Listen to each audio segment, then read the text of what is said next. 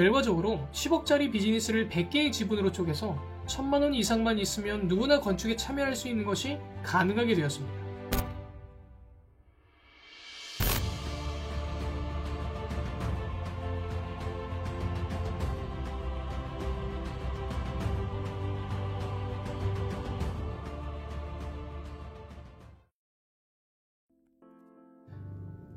안녕하세요. 건축하는 청년입니다.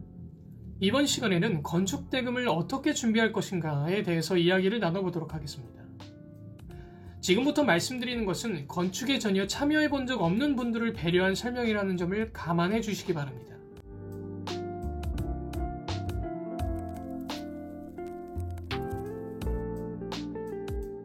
누구나 한 번쯤은 건축에 도전해보고 싶은 마음을 가질 수 있습니다.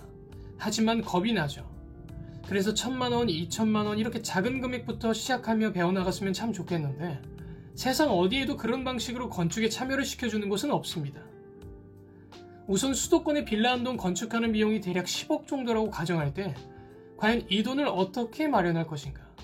우선 대출은 사용하지 않기로 했죠. 대출을 사용하지 않고 10억이라는 현금 자산을 혼자 동원할 수 있는 분은 많지 않을 겁니다. 그럼 어떻게 하면 저 돈을 마련할 수 있을까요? 가장 좋은 방법은 같은 뜻을 가진 사람들이 모이면 됩니다. 1억을 보유한 사람 10명이 모이면 가능해집니다. 서울 강남에 있는 8층짜리 빌딩. 주인이 7,000명이 넘습니다.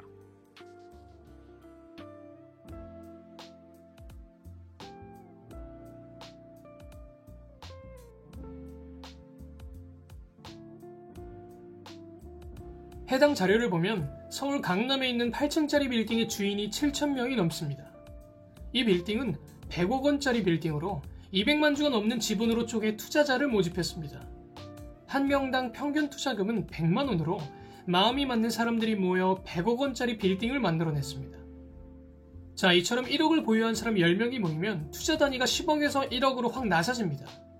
진입장벽이 10분의 1로 낮아진 겁니다. 10억은 있어야 할 수 있는 비즈니스가 1억만 있어도 할 수 있는 사업이 된 거죠. 그러면 이번에는 1억을 다시 10개의 지분으로 더 쪼개보겠습니다.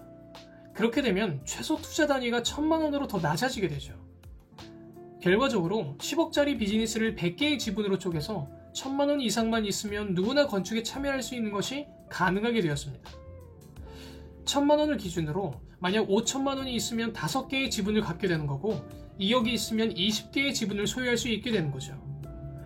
여기까지는 누구나 다 생각할 수 있고 이해할 수 있는 단순한 시스템입니다. 여기에 안전장치를 위해 하나의 옵션을 설정할 건데요. 내가 건축에 참여하려는 금액이 총 3천만 원이라고 가정할 경우 이것을 한 공사 현장에 전부 투입하는 것이 아니라 3곳의 현장에 투입하면 어떻게 될까요? 분산 투자가 되는 거죠. 수익률이 분산되는 것이 아니라 리스크가 분산되게 됩니다. 건축에서 제일 큰 리스크가 뭘까요? 공사가 중단되는 겁니다. 그럼 공사가 중단되는 이유는 뭘까요? 시공사가 공사 대금을 들고 소위 말하는 먹튀를 하게 되면 그렇게 됩니다.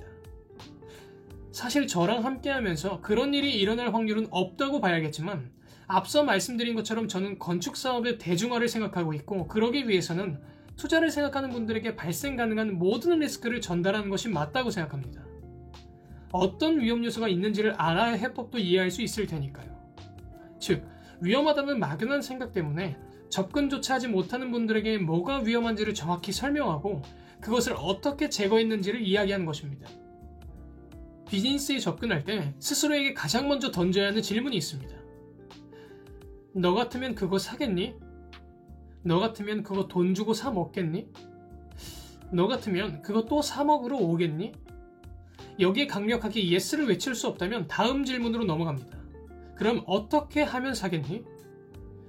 어떻게 하면 사줄까?를 내가 아니라 소비자 입장에서 서서 생각하며 하나씩 수정해 나가다 보면 시장성 있는 상품이 나올 수밖에 없겠죠.